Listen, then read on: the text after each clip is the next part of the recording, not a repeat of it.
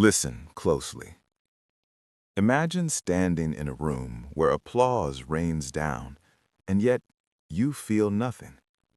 You watch people chase success, savor victories, dread losses, and you stay quiet, calm, detached.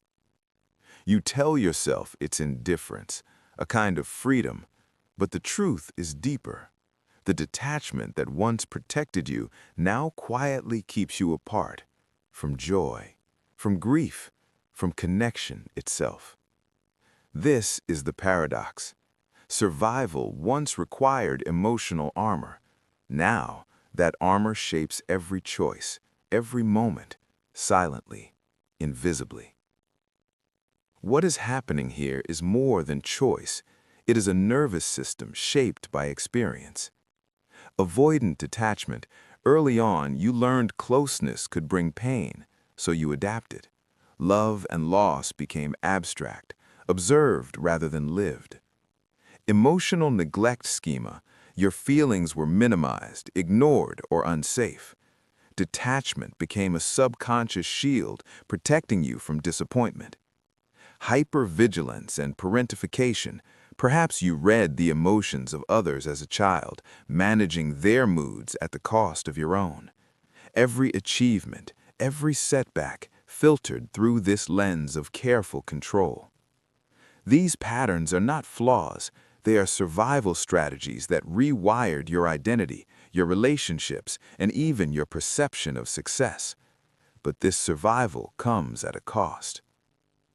There is a subtle, invisible grief in every uncelebrated victory, every muted loss. Moments that should sing feel hollow. Moments that should sting feel distant.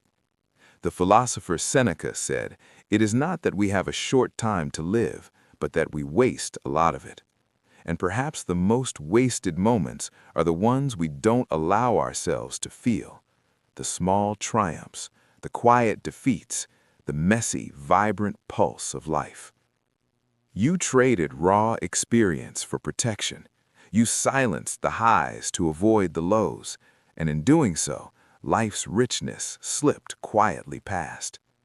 As adults, these childhood strategies become patterns you live with. You might avoid closeness, keeping relationships safely distant. You might feel empty victories or shrug off praise as meaningless. Self-worth often comes from internal rules, not external celebration. Boundaries feel hard to claim. You prioritize others' comfort over your own. Emotional highs and lows are muted, leaving you steady yet disconnected. You may define yourself as someone who doesn't care, hiding the fact that you care deeply. These behaviors are coping mechanisms, not flaws. Witness them, understand them, begin to unlearn. Healing is learning to feel safely, to inhabit life fully. Reparent your inner child.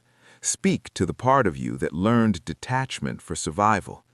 Explore your shadows. Invite fear, judgment, and grief into consciousness. Regulate your nervous system.